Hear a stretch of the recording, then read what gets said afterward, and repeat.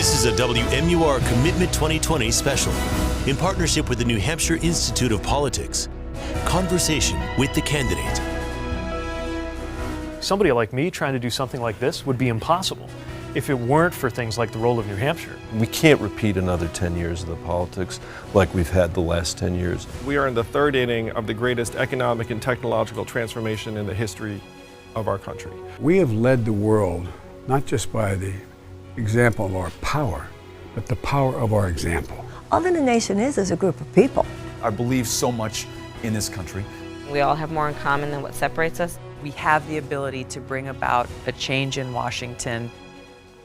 Good evening. I'm WMUR Political Director Adam Sexton. For the last 7 months, we've given voters here in New Hampshire the chance to have a conversation with the candidates for president, right here on this specially built set in our Manchester studios. Our special series has been part of a record-breaking primary season. We've hosted 25 of these town halls, giving you the chance to ask questions of the people seeking America's highest office. 24 Democrats and 1 Republican joined us. Only President Trump declined our invitation. We've covered a lot of ground since we started in February, from climate change to reforming gun laws, healthcare, and immigration. And now that the Democratic field is narrowed, we're bringing you the highlights of those conversations with the candidates to help you better understand where they stand on key issues. The national emergency in America today is that the middle class is on life support. I'm literally the only one in this field that won in a state that Donald Trump won. I think the job of the president is to make everybody feel good about being an American. Rugged individualism didn't get us to the moon. It didn't beat the Nazis. This is the heart of it. I've worked on trying to build a grassroots movement. I'm not going to apologize. That the people of New Hampshire will have to judge. All I say is that give me my fair share of exposure. I promise to always tell you the truth. As I've told you, I show how I'm going to pay for stuff. We have to look for every chance to turn a setback into a new 21st century opportunity. Let's name the challenge, let's meet the challenge, and let's have a beer afterwards. One of the most frequently discussed topics is an issue that generates passion, heartache, and strong opinions. The debate over gun laws, especially in the wake of several mass shootings, generated some emotional responses. I come at this issue in a way that nobody else does in the United States Senate, nobody else does in this presidential race. I live in a majority black and brown community. I live in an inner city. My community is below the poverty line, but yet I've never in my life mistaken wealth with worth. My children are as beautiful as all American children in my neighborhood, in my community. And we deal with this violence, not when there's these horrible, horrible mass shootings, but on a regular basis. Just days ago, there was a shooting in my neighborhood, a couple blocks from where I live, where 2 young men were shot. Just last year, Shahad Smith was killed with an assault rifle on my block. I can't tell you the gruesome reality of living in a community where you see child after child die and nobody seems to care. And what's worse than that, now that this is waking up as a reality for all Americans, we have Americans slaughtered in a church. Nothing changes. Americans killed at a concert. Nothing changes. Americans killed at a synagogue. Nothing changes. How can we do nothing? In my lifetime, 50 years, we have had more people killed by gun violence in America than every other war in our country's history, from the Revolutionary War now combined. This is a uniquely American problem, and apathy is not enough. I'm tired of thoughts and prayers. In my church, I was taught that faith without works is dead. And so you're right. This happens and is affecting too many Americans. But for black African-American men and boys, we're 6% of the nation's population, but over 50% of the homicide victims. So as your president, I'm going to bring a fight to this issue like has never been seen before. I'm going to wake up the moral imagination of our country that we should not be a nation with this kind of carnage. I used to be a prosecutor, and I saw the devastating effects of gun violence, not just in the massacres we see like in Parkland and Sandy Hook and what we just saw in the synagogue, but we also have day-to-day violence, street violence. We have kids killed every single day. So I think, first of all, universal background checks makes the most sense as something that we could pass that would reduce suicides. It would also reduce domestic violence. Like New Hampshire, I come from a state that has a proud tradition of hunting and fishing. So I look at all these proposals and I say, does this hurt my Uncle Dick in his deer stand? And when I look at things like universal background checks, they don't do that. There's something that'll save lives. This idea of doing something with domestic violence. You have something called the boyfriend loophole right now that allows people to get guns who've had domestic violence convictions who are in relationships. That's actually the bill that I lead, and I think we're going to be able to pass it as part of the Violence Against Women Act. And so there is just so much that we can do.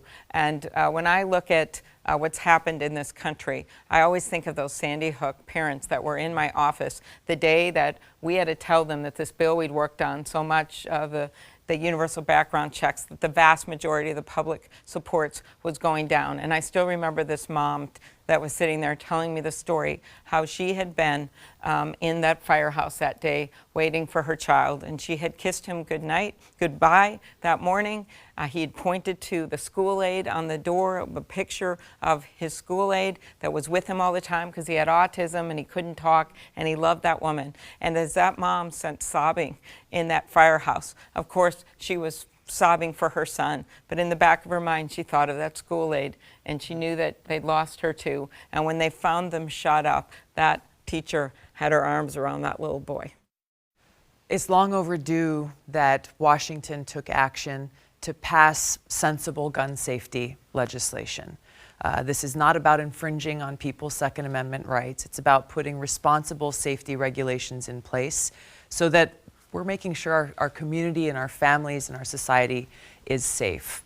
I think there are a number of other issues that we need to address. One is dealing with the lack of mental health services across our country, but also really I think what's at the heart of this is how further and further our country is being divided. When we see racism and bigotry being fomented, pitting one side against the other, we see how identity politics are being used for the purposes of furthering political interests or campaigns. It's tearing our country apart. That's further fueling this animosity and people who lack compassion and empathy for their fellow Americans. So we need to make sure that Congress passes this legislation. We've got to come together as a country to do so. I think the legislation, I believe, that was recently passed here or will be passed soon, closing some of the loopholes and background checks, is the kind of thing that we need to do, again, that has the support of most Americans across the country. But ultimately, we've got to come together in order to accomplish that and recognize this is within all of our interests, because no one wants to see their loved one go shopping at Walmart and wonder whether or not they'll come home. No one wants to send their kid off to school in the morning and wonder if they'll come home. So this is something that we've got to come together on as a country and overcome the hyper-partisan divides that have stood in the way of progress for far too long. From building a wall on the southern border to ICE deportations and the debate over the family separation policy, immigration is another major topic in this primary election cycle. And this issue also got personal for one candidate who tells the story of his family's journey to America. Like you, my family has an immigrant story on one side of the family. My mom and her grandparents were Polish Jews who miraculously survived the Holocaust, and they stayed in Poland because my grandfather couldn't imagine leaving his family behind. And everybody was killed in their family except the three of them and an aunt. And after the war was over, they lived in Poland for 2 years. Then they went to Stockholm, Sweden for a year. Then they went, of all places, to Mexico City for a year. And then they came to the United States of America to rebuild their shattered lives, where they became, among the most patriotic Americans I've ever known. What I would do is work to pass comprehensive immigration reform. I was part of the Gang of Eight in 2013, 4 Democrats and 4 Republicans who negotiated the immigration bill in the Senate. We got 68 votes for that bill. That bill, by the way, had more border security in it than what Donald Trump's talking about. It had $46 billion in border security. Donald Trump says Democrats are for open borders. That's a lie. You're for a secure border. I'm for a secure border. You're for the rule of law and immigration. I'm for the rule of law and immigration. But we weren't building a medieval wall down there. We were actually using technology and other kinds of barriers to create a safe border. We created internal security as part of that bill, so that this whole issue of, the fact that 40% of the people here that are undocumented came lawfully but overstayed their visa, America has no way to deal with that right now. We fixed that problem. Thank you. Thank you for Follow, the question. Senator, on the issue of a wall, a physical barrier does have a role, though, in some parts of the border. Of course, but look, Donald Trump goes down there, Adam, and he has a photo op, and he stands, I don't know if I'm allowed to walk over here, is that all right? He stands, and he'll have three of what, like this, his 3 steel slats, that's what he calls them. We had 350 miles of steel slats in the Gang of 8 bill. 350 miles. So he's sort of foisted on the American people this idea that there are people in America that don't seriously want border security. What improvements could you make at the border for border security to prevent undocumented immigrants from crossing, as well as illegal cargo on trucks and ships? Yeah, so you said trucks and ships, and that's right. What we have to do is we have to do the things we know we need to do better, which is secure our ports, have adequate staffing and personnel at the border. The wall is not a solution. If you look at the actual configuration of the border, there are a lot of places where building a wall would be completely impractical, and all you're going to do is channel resources to other parts of the border. So I looked into this. I looked into whether there was some technological solution one could implement, and there is not. What we have to do is we have to adequately staff and secure the border and put more resources to work so that there's no silver bullet where the southern border is concerned. What happened to New Hampshire in the early part of the 20th century is now happening to other parts of the country. And we're not being honest about the fact that what happened to the manufacturing workers will now happen to the retail workers, the call center workers, the fast food workers, the truck drivers, which are unfortunately the 4 most common jobs in the economy. So I'm running for president to wake America up to the fact that it is not immigrants that are causing economic issues around the country. It is the fact that our economy has changed in fundamental ways. Most people don't like to leave home. Just think about that. Most of us don't want to leave home. We don't like to leave home. And we leave there because there's either we're fleeing something where there's no opportunity, right? But we have to for some reason or another. So I operate from that principle, but then let's go even further.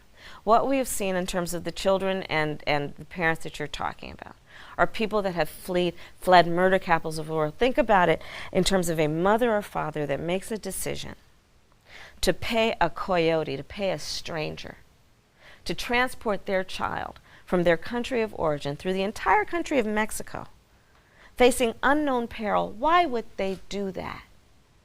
It's because they know if they stayed where they are, it would be worse. But what has this administration done? It looks at these families and it says, go back to where you came from. It's inhumane and it's un-American. So what would we do? What would I do? Well, first of all, we have to have a legitimate process about hearing their cases and giving them a legitimate opportunity to seek asylum. When we constructed the laws of our nation, we imagined that these things will happen, that people from foreign countries will arrive here fleeing harm. So we put in place a process. Well, let's honor that process. Another major issue in this campaign is climate change. Still ahead, candidates get specific about their plans to deal with what they see as an existential threat.